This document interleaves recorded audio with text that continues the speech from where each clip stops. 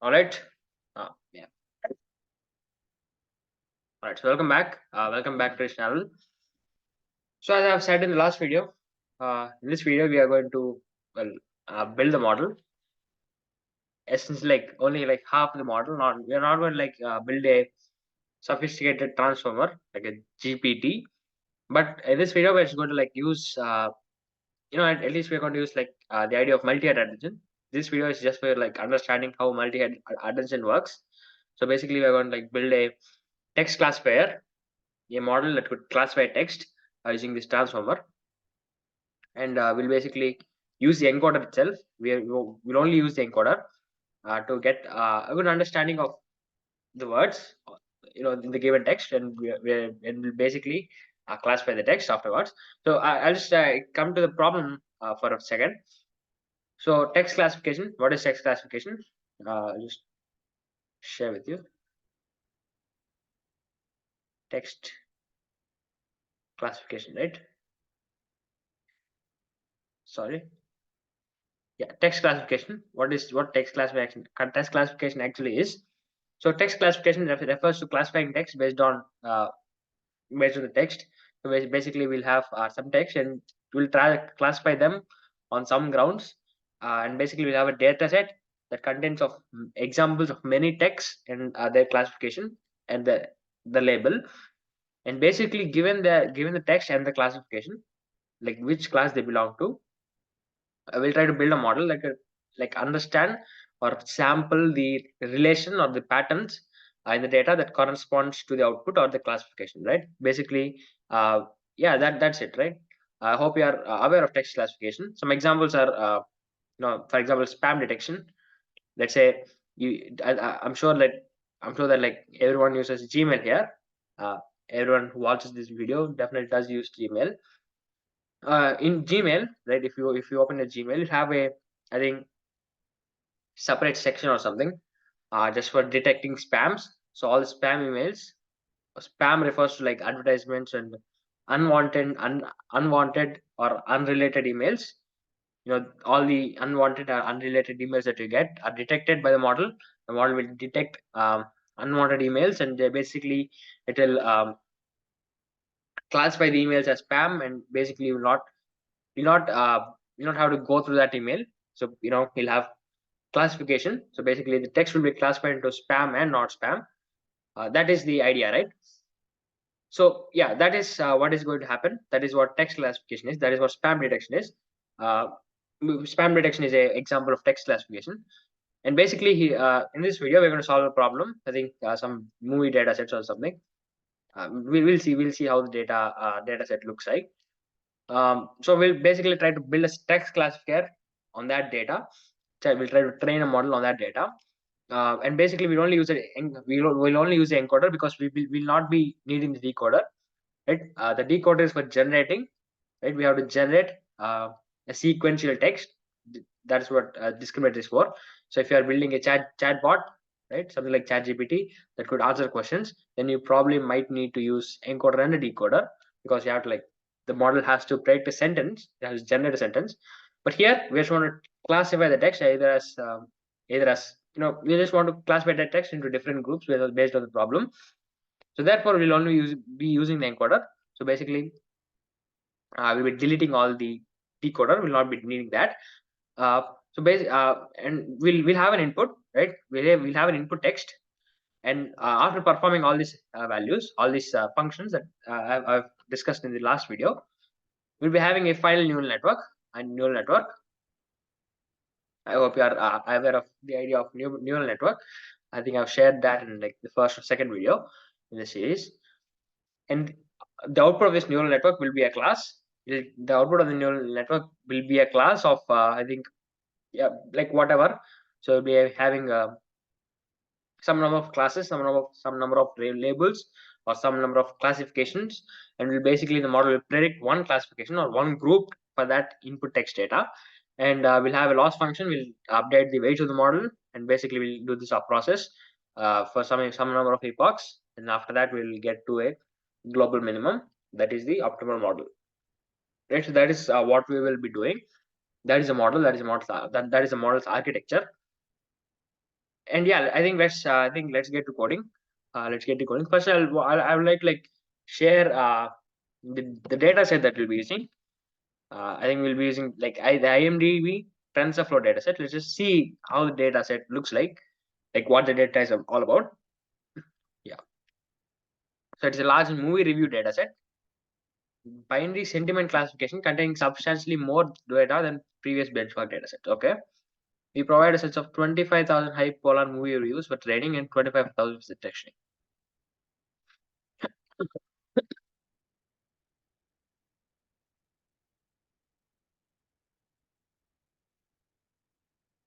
Yeah. So I think, this is how the data set will look like, or does look like, whatever you call it.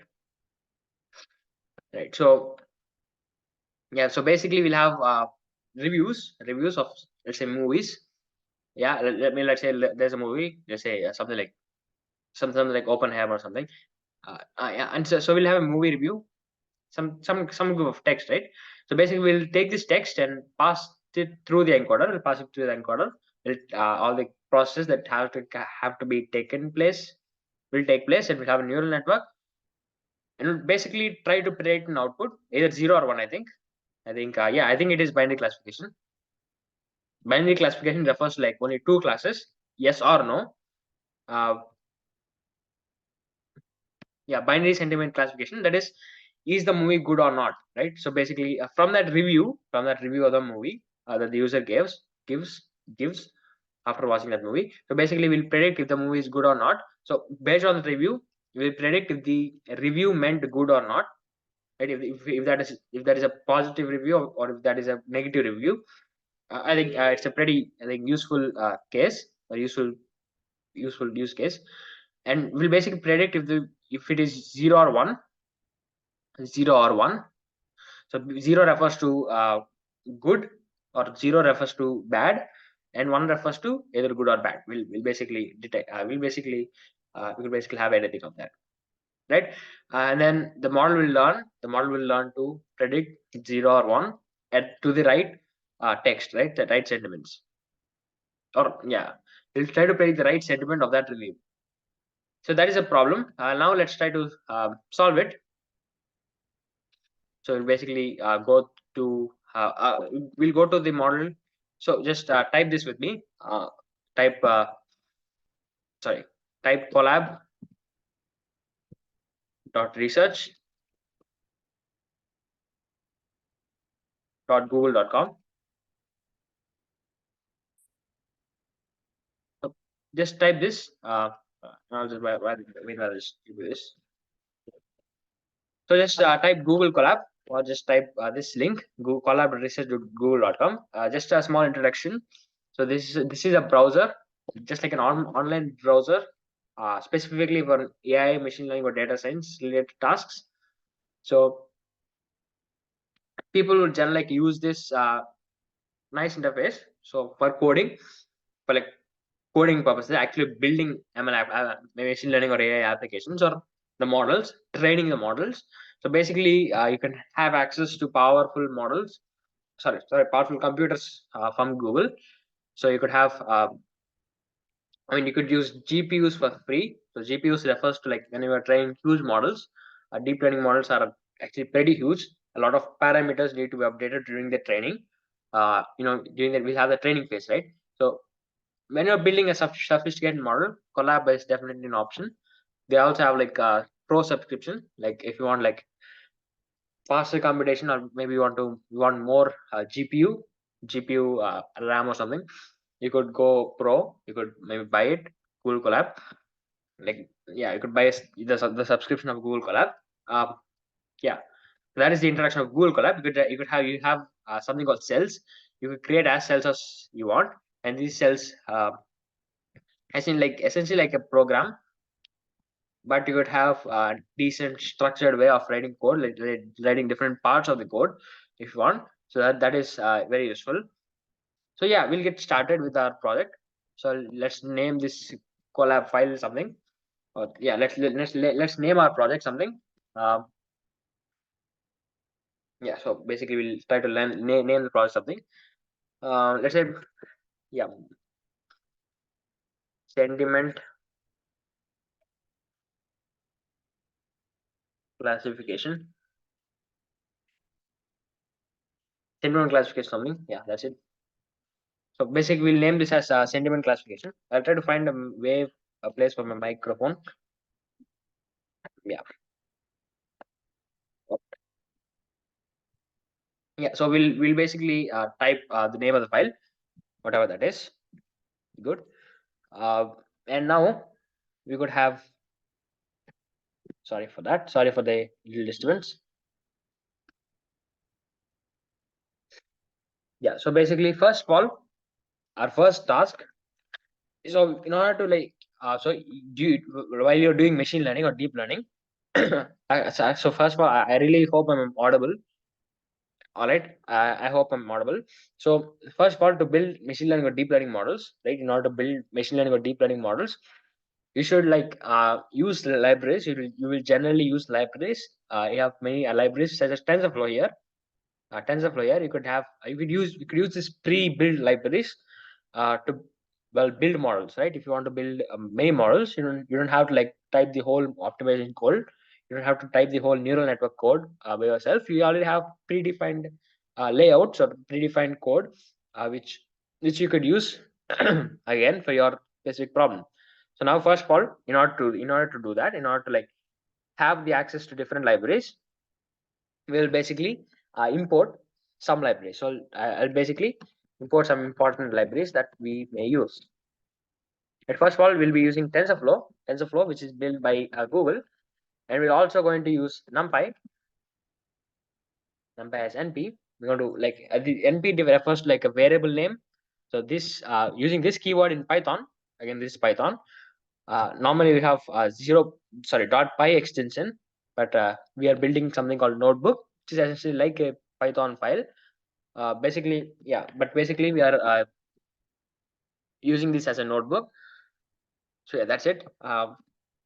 I mean, we'll import numpy as np. So np is a variable name that we could use rather than typing numpy the whole name. We could just type np. Same with TensorFlow, you could just type tf. And then we're also going to import the data set from TensorFlow. So we'll say TensorFlow dot keras dot dataset. So I will just do some other thing. So from this file, so from this file, we'll import from this folder, from the datasets folder, we'll import the IMDb file or the IMDb dataset. So yeah, I think we are good to go. Yeah.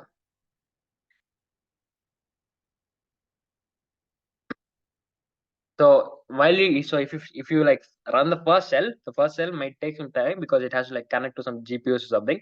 So don't freak out. Yeah, so just take a little while. You just connect to the GPUs or something, CPUs. I think by default we only have access to like the CPU by default, and we could change it. We could use the GPU easily. But since we will not be needing a GPU now, I will not be using. Or maybe we'll be needing. So I'll just change it to GPU. So click on change runtime, and then select T4 GPU. Okay, let's save it and let's run it again.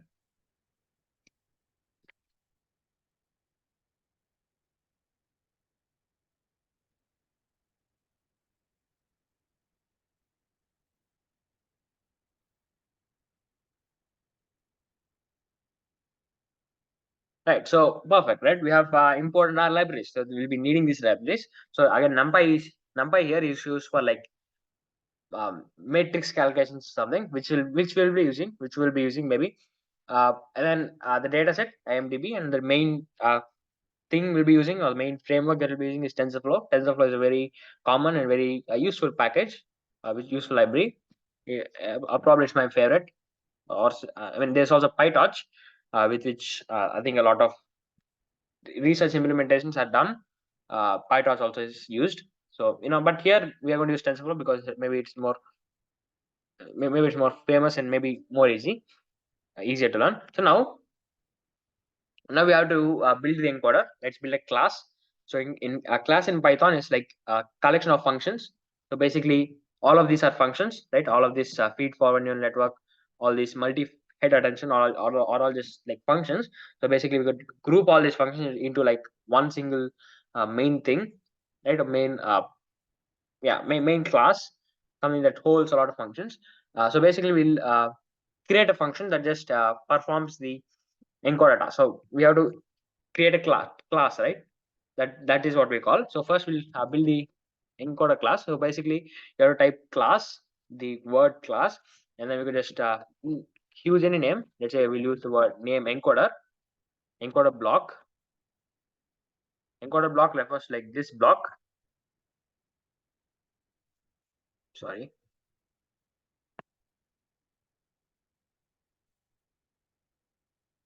What I'm just going to like remove the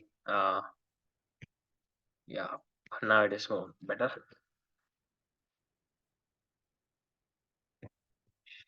Okay, so yeah, so let's do this like this.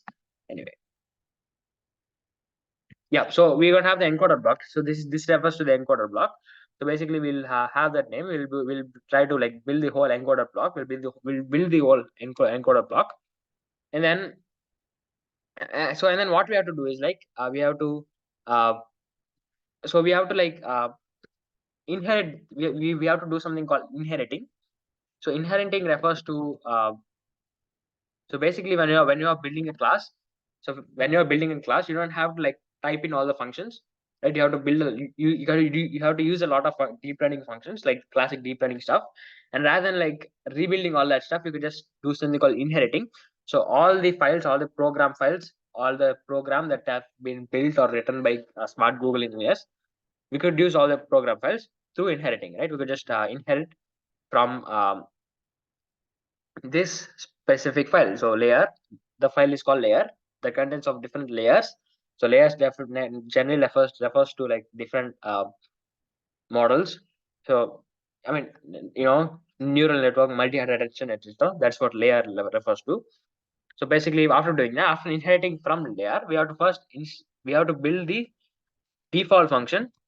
So building a function, if you want to build a function in Python, you have to use the keyword def, define, and then we have this init. uh, you have to like do this for default. So for every class you have to have this init function. We'll basically do that. And then for this class, for this encoder block, so whenever you are using this encoder block, for example, maybe when you're building the model, when you're using this encoder block, we have to have some inputs that you have to give, right? You have to input something, input some variables, or input some let's say numbers. For example, maybe yeah, when you are inputting the text, you have to have like a dimension for embedding. Again, remember that we are not going to pass text to the model, to the encoder. We are not going to pass text, but we are going to pass embeddings, right? We're going to pass embeddings. So basically we need like the dimensionality of that embedding, right? We need home, like what is going with the size of the embedding, right? We first need that. And then number two, we need we need this value, right? We need the way, like how many heads we want, or how many encoders we want based on the complexity of the problem. And also we need the neural network dimensionality, right? We are going to use a neural network here, and we are going to need different parameters for the neural network, right? Like how much complex the model or the neural network is going to be. So that is also, we'll be needing that, right? So we want, in order to like access these values, we will basically have these as the inputs, right? Whenever you are calling this encoder block, you have to input these values. So we'll have the embed dimensions, embed, let's say. And then we need neural network. So and then dim, like the dimensionality, and then heads, right? The number of heads or the number of encoders we need. And then now we'll also have something called learning rate, right? We'll also have something called learning rate. So learning rate defines like how fast the models will learn. Like when you are doing the optimization in deep learning, when you're updating the parameters, like how fastly or how big changes we need. So the higher the learning rate, the bigger the changes and the more unstable the model is. So the smaller the learning rate, the smaller or the slower the model training, but the more stable the model is. So it's like a trade-off. So we'll do that. First of all, first of all, just do something like this. We have to type this line of text. We have to like encode a block. We have to like this is something called inheriting. So basically, we first do that. Like you don't have to like understand this. It's just like something called inheriting. We'll do that. Right. Anyway, so let's come to the first functionality. Right, we're going to use many functions or many. Yeah, we don't have many bits that we are going to use in this encoder block. We don't have many bits. So the first bit is the attention block. Right, we're going to have the attention block or the attention function that we could use throughout this class. Right, in building this class. So basically, we're going to build this.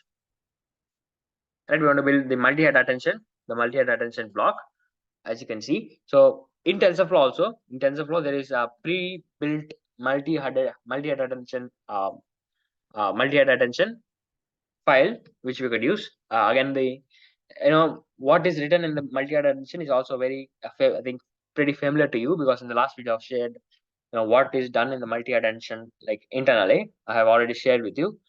I mean, I thought I would maybe like build it from my own multi-head attention, but I think why not? I don't think there is a need, because this series is maybe more practical than theoretical. So basically, we are going to like use the multi-head attention class from TensorFlow. We're going to use that, right? And then now, so yeah, we're going to specify the number of heads, like the number of encoders that we are going to needing based on the complexity. We're going to set them to number of heads. So basically, we are going to get a value. So this, sorry.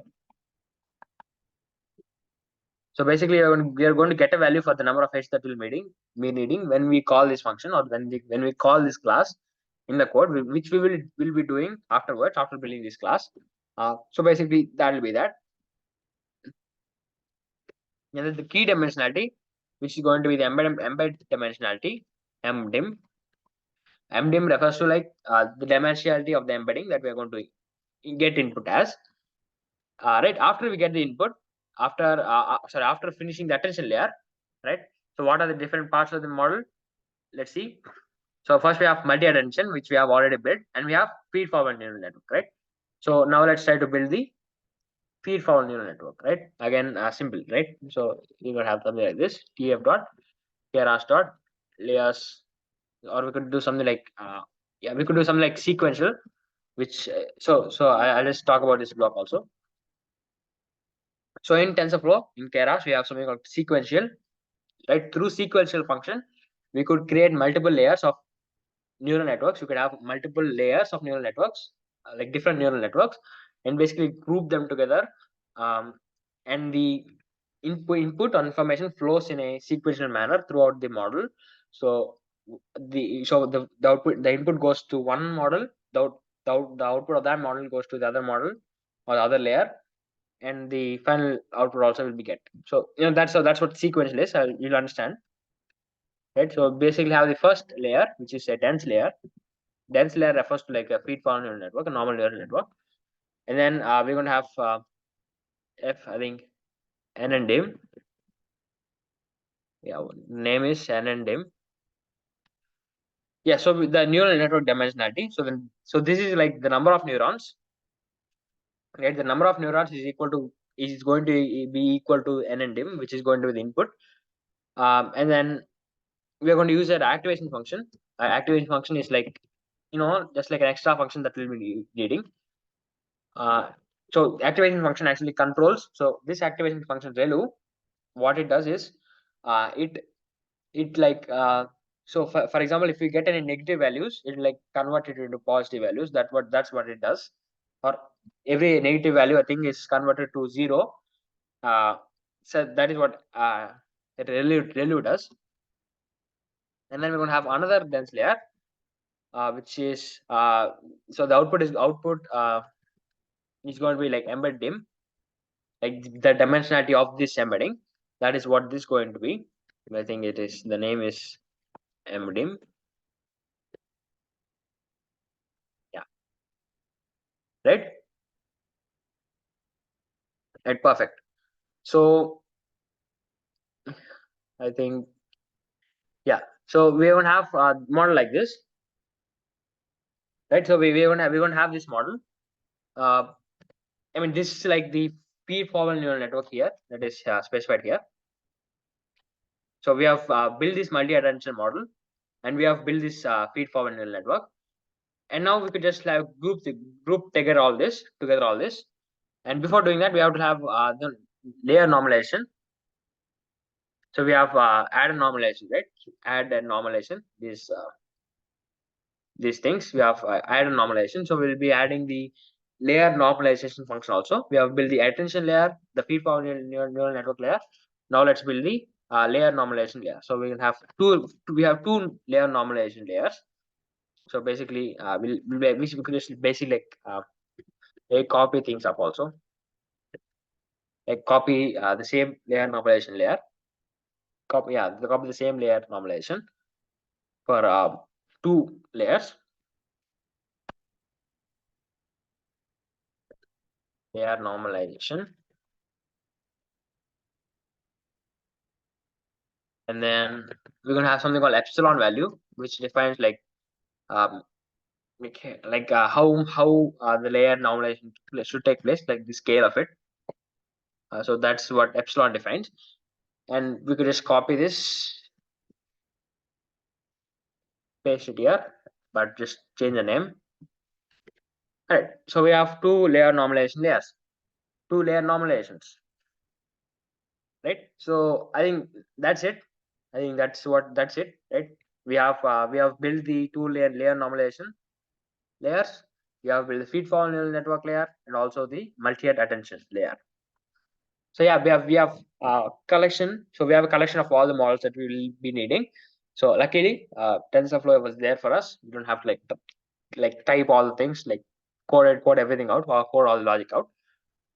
So that's it, right? We have built the normalization layers. Now what we could do is we could build the main function, right? Build the main function. So this is what happens. So when you call this class, so this is the main function. So inside this function, we are going to like build the whole structure. We have created like all the bits. Now we're going to like create the structure. The input is going to be the inputs being the embeddings, and then we're going to have also on something called some variable. I don't think we'll be needing that, right? So yeah, so basically, so first of all, uh, now let's see the how the input should propagate.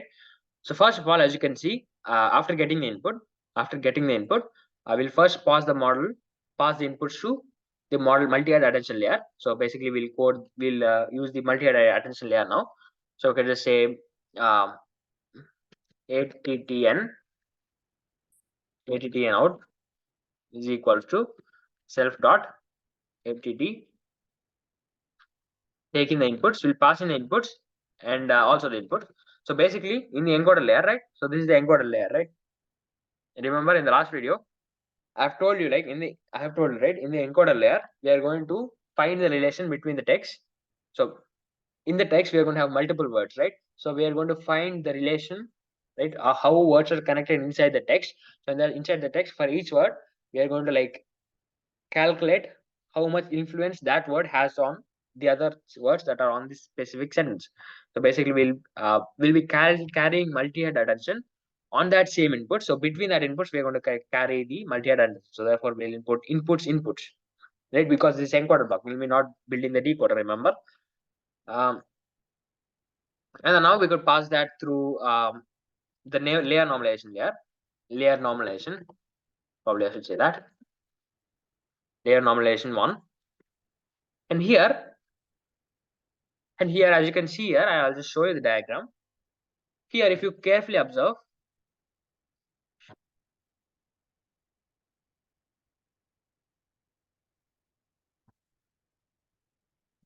wait a minute, sorry. You know what? I'll just open the image action mechanism.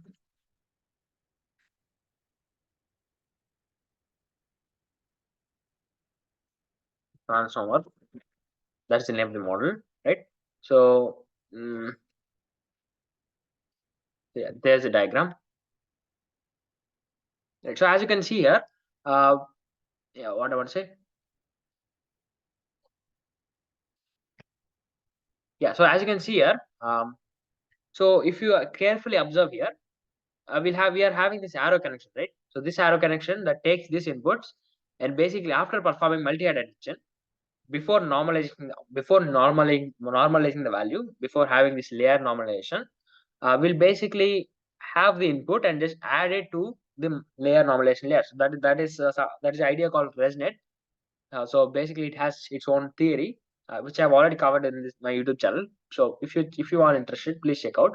So basically, before layer normalization, we'll basically add the actual inputs to the output of the multi-head attention uh, layer. So output of the multi-head attention, we'll add the input. So basically, we'll just do inputs plus attention output, right? So by doing this, we could basically like add the inputs, the input embeddings with the attention value, right? After perform multi attention, whatever output we are going to get by the attention model, we're going to add it to the actual input embeddings, right? It has its own theory, why we should do that. Maybe I'll cover that in like, or no, yeah, I already have the YouTube video on this channel. I think pretty brief video. So check out if you are interested. Right now we are going to like pass it through the feed forward neural network, the dense neural network that we have already developed. Sorry. Yeah. So basically, we'll do something like self dot feed forward neural network FNN, and we'll pass the output one, right? A feed forward neural network, and after doing that, you could like output the final output, right? Will the final output is going to be self dot layer layer norm 2, right? We're going to have the second normalization layer, and then here also we're going to add output one. So the input of feed forward neural network is output one. So basically we'll add output one plus the output of feed forward neural network, right? The input of feed forward neural network is output one. So basically we'll add output one plus the output of, well, feed forward neural network. Right? Don't worry about this like yellow symbols. They don't mean anything. Right. Um. Yeah. So I think, sorry, this FFN. Yeah. Yeah. Now we could just return the output. So using this return keyword, we could just return the output, the final output, right? And now we can just run this cell. So now we have finally built the encoder block, the complete encoder block that we'll be needing. And now it's time for us to, well, load the data, right? We have to like load the data. And before doing that, and before loading the data, we have some things that we have to do, some functions that we have to build. Again, we have to build another class. So now I'm going to like type the code faster. Tokenizing, right? Or will say input embedding, input processing, like processing the input. That is what we will be doing. And then here also we're gonna have here chaos layers stuff. We're having that,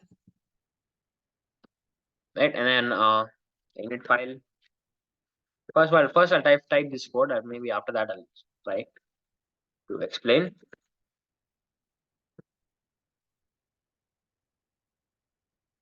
Cap size.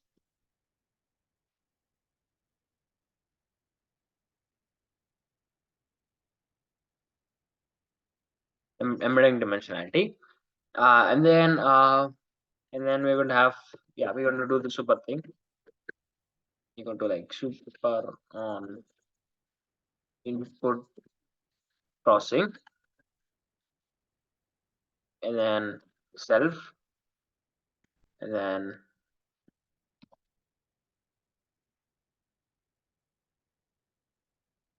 right. So finally we're going to like have a token embedded. So we're going to have like the token embedding layer.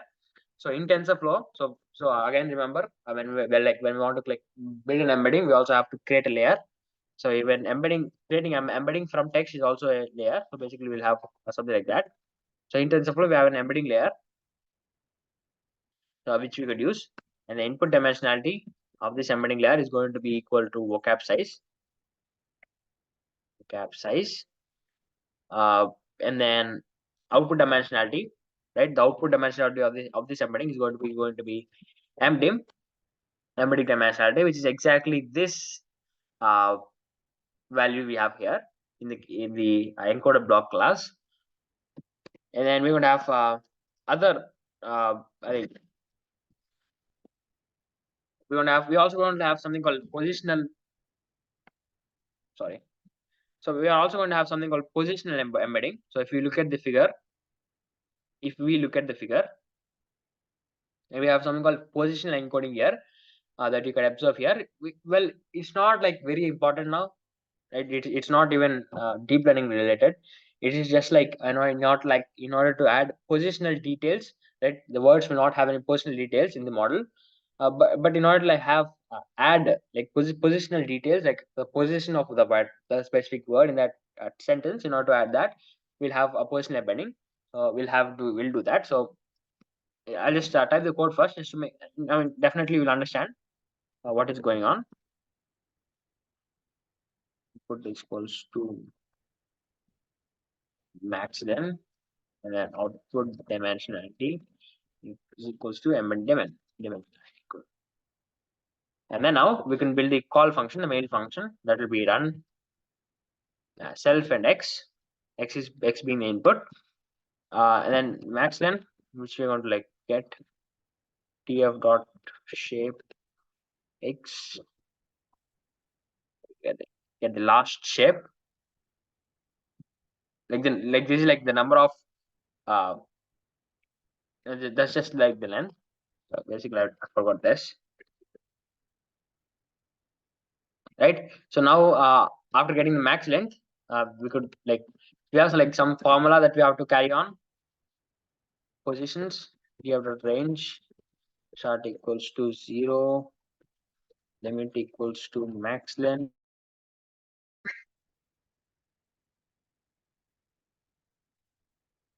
Sorry for that.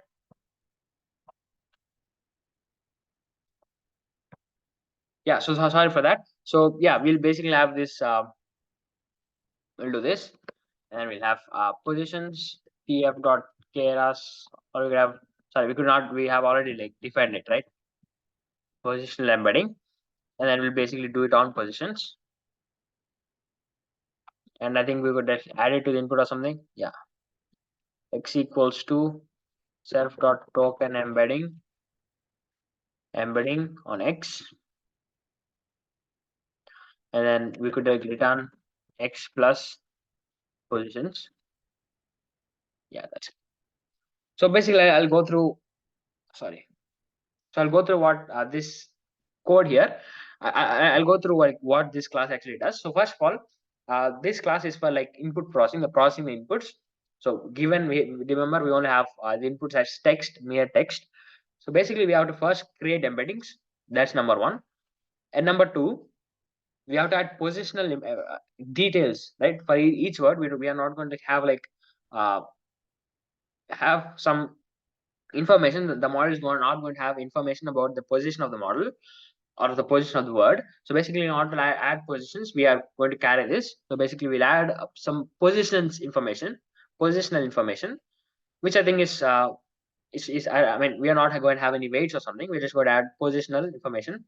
Uh, I mean, as you can see here, first of all, we also create like X embedding using the embedding function, and after that, we'll add the positions, and we'll basically return the output. So this is for input pre-processing, right? Processing the input.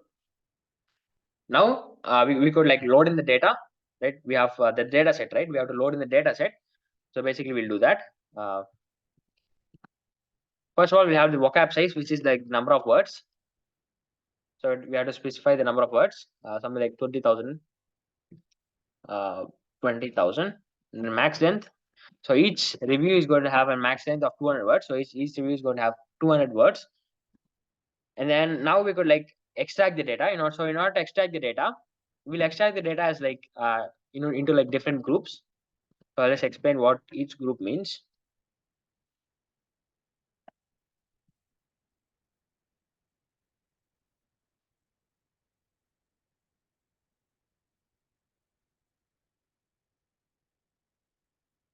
So we have IMDb dot load data, number of words equals to vocab size. So basically, here val here. So in the here when we have the suffix val, it means like validation data, and we have suffix train, it is like training data. So we'll train the model on this data, and we'll test the model on this data. So x corresponds to the input refers to the sentence, the review, and y train here is the corresponding labels, right? For each sentence we're going to have a label, either it is positive or not. So basically we'll have the data first, and we're going to train the model on that data, right? So we'll have the labels. Is that review from that training data set positive or not? And then after collecting the data set, I think that's it, right? We could maybe collect the data set, right? Now the data is downloaded. Now we can actually see the length of training extend, like the number of training samples we could see. It is 25,000. We have 25,000 sentences, and let's see the number of validation data. Validation. Right. So okay, so we have 25,000 x val also. Let's see how many y value we have.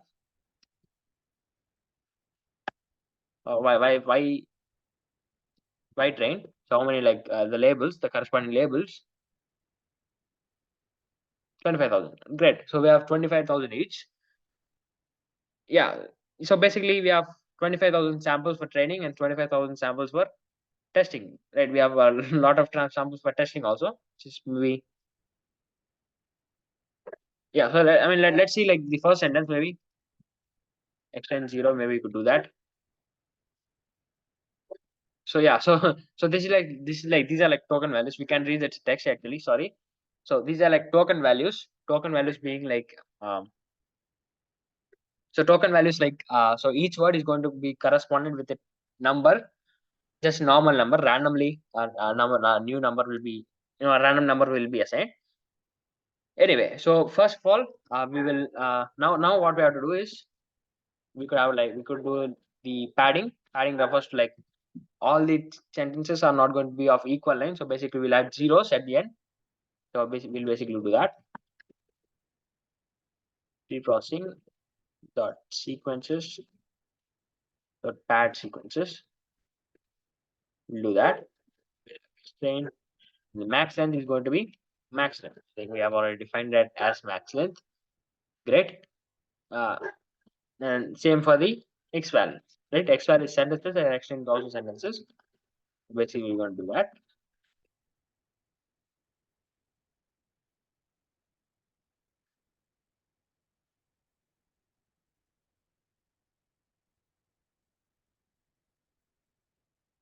Perfect. Now, I'll just run it.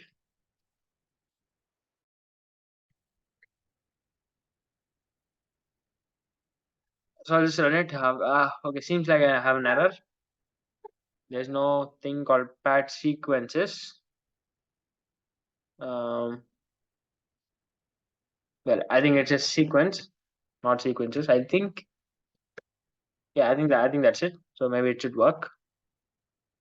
Yeah, it does. So yeah, it is sequence, not sequences. So basically, we'll do that. And then now we could build the model. We could start developing the model, actual model. So like the actual model doesn't correspond to like the transform model. So we'll use the transform block also, the encoder block, and then we have maybe a bunch of neural network at the end. So yeah, we'll basically build the model first.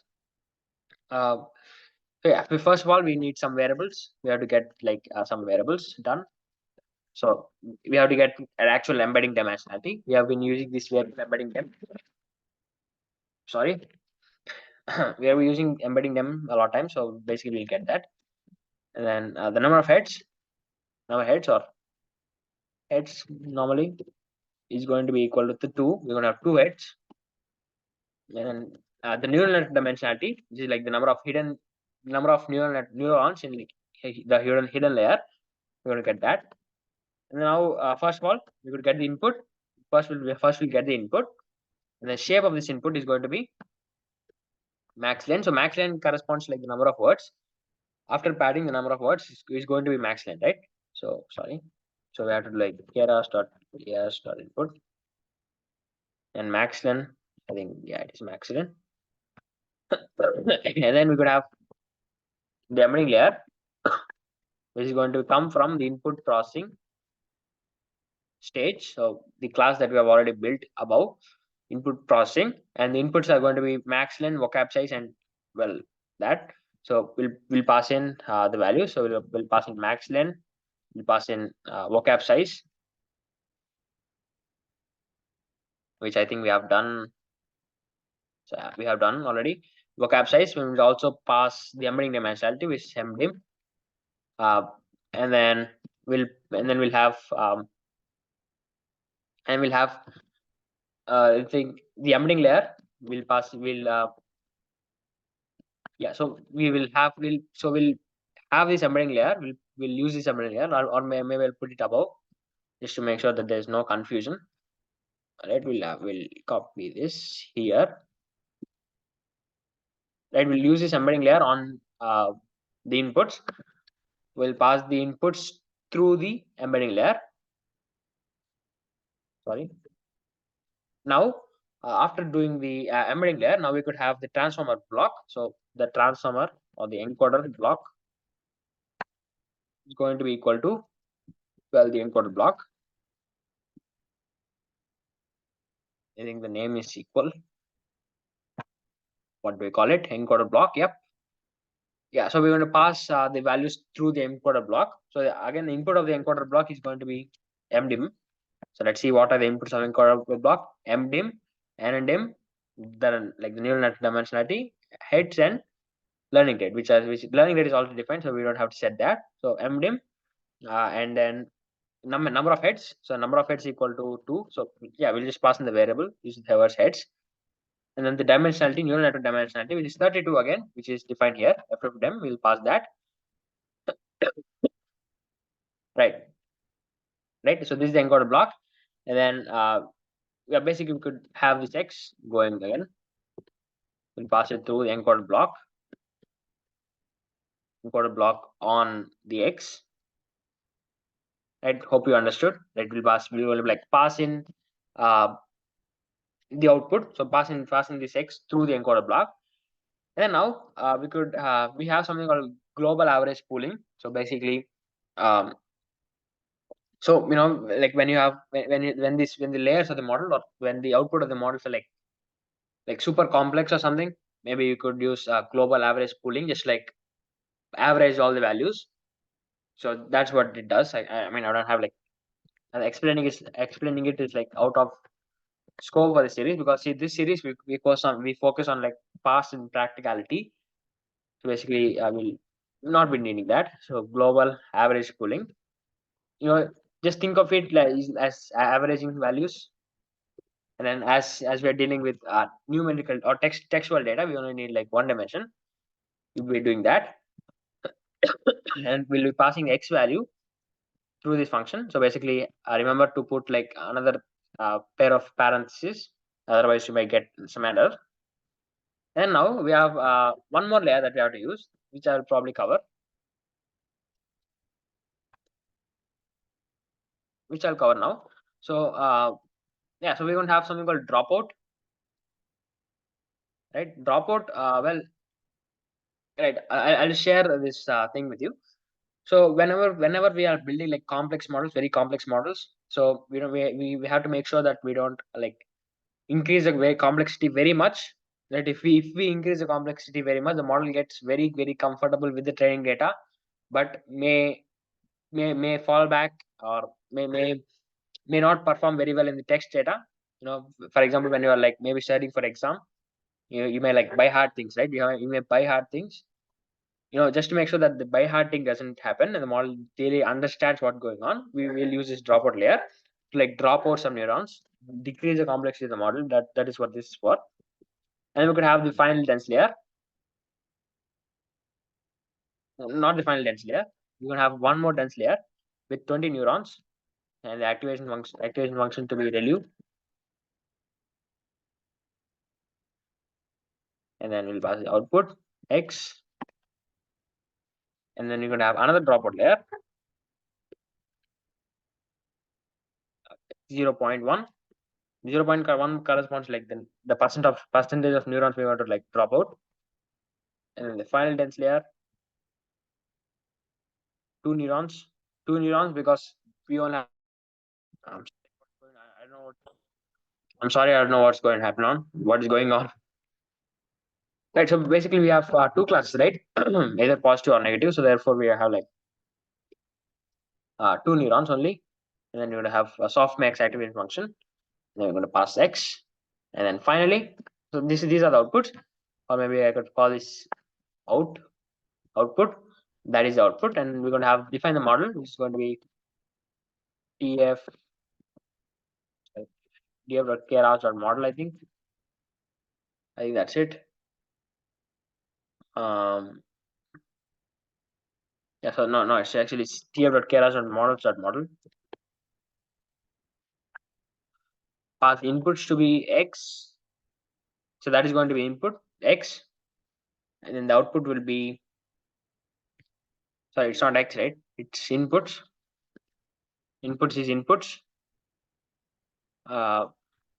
Basically we'll do that, and then the outputs, which is the output, right? Out, we have named it as out.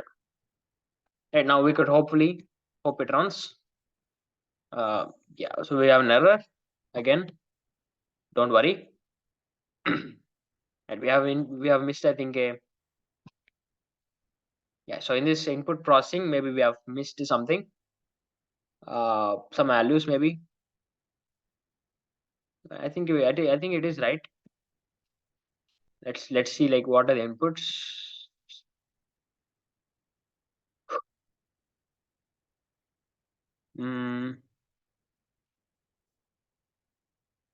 Yeah, max len, vocab size, and embedding dimension. I think we have mentioned all max len, vocab size, and embedding dimension. We have mentioned it. Okay, so maybe it is like inside the function. So maybe inside the class we have some error. So inside the class, let's go. So inside this class, we have two embeddings. Right, we have two embeddings. Let's see where we have done a mistake. So I don't see an error here. At least with the embeddings, I don't see any.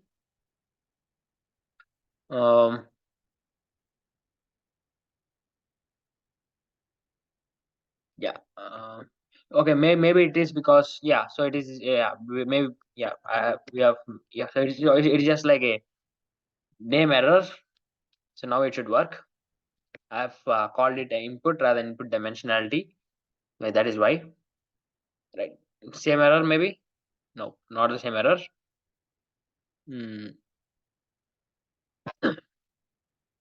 So yeah, I think it is because we have run it again 2 times. So let's restart and run all. Let us do that. So basically, we'll run the whole thing again. It will take some while, but it'll work.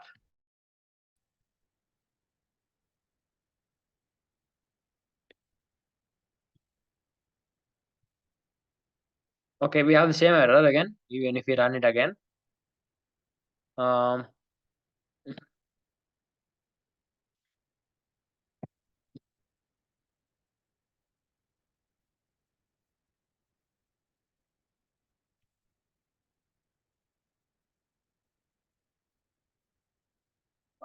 let's see what is the error. So max length is correct. Maybe inside the function we have something wrong. Inside the function. So inside the function we have two embedding layers. Okay. Input dimensionality is going to be max length and output dimension embedding dimension.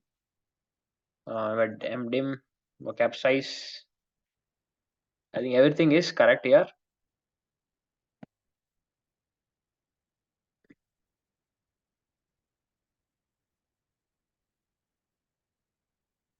Mhm.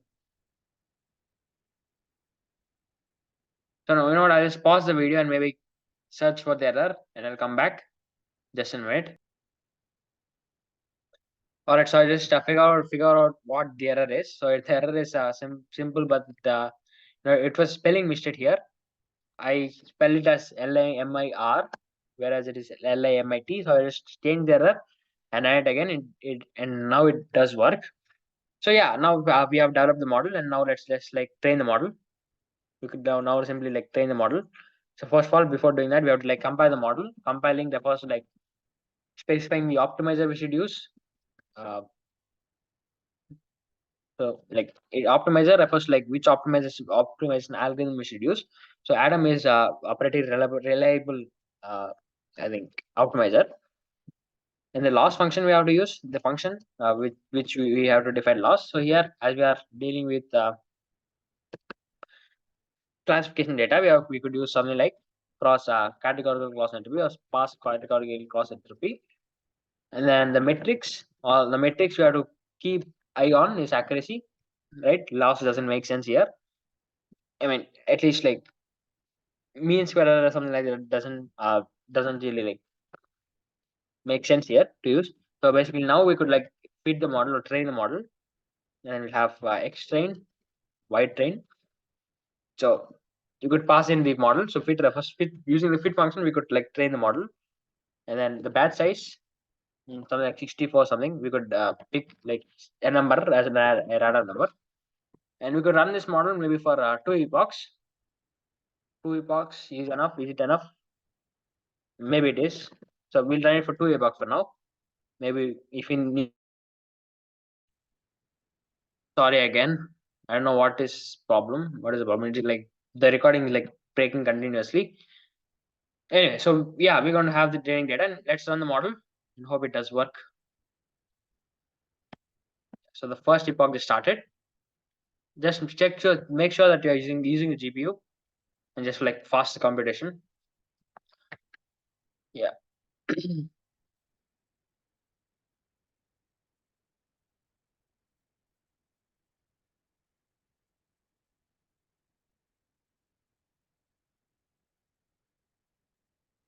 Yeah, it has started, and as you can see here, you could see the accuracy and loss.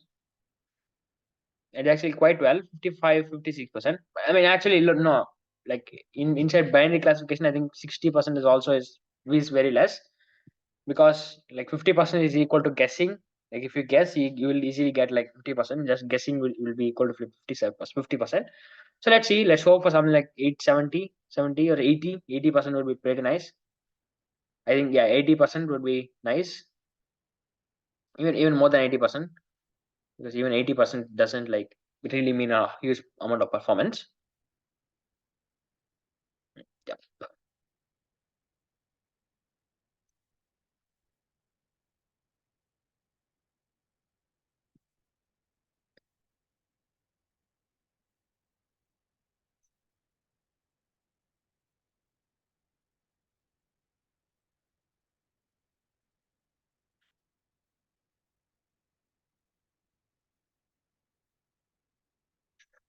Yeah, so yeah, within like first epoch we have reached 87%. That's quite amazing.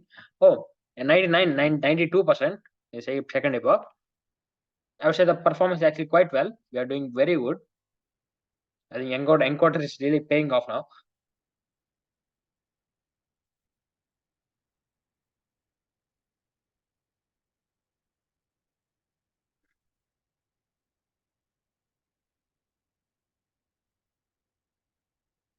Like 92%, quite nice. Yeah, 92% is actually quite. So yeah, I mean we have got so yeah, we have got an accuracy of 92% and validation accuracy. Validation refers to like the training accuracy of 85%. Maybe we are falling into the trap of overfitting. Overfitting refers to like by hearting. Just have said, tell you, like the model basically like by heart the values of training data. So in the training data we have text, right? So we learn unwanted patterns, like patterns that are equal to by hearting, remembering, so that we don't want that. Maybe that is happening. Maybe adding a few dropout layers, maybe increasing dropout percentage, maybe would help in order to like reduce this validation accuracy. But I think I'm stop here. I'm gonna stop the video here because it has, I think, like connection is not been quite nice. So I'll go and stop here. Thank you for watching. uh I hope this makes sense. In the next video I'm going to come up with more like important LLM techniques, some practical advices and all that. Thank you for watching. I will stop the video. Thank you.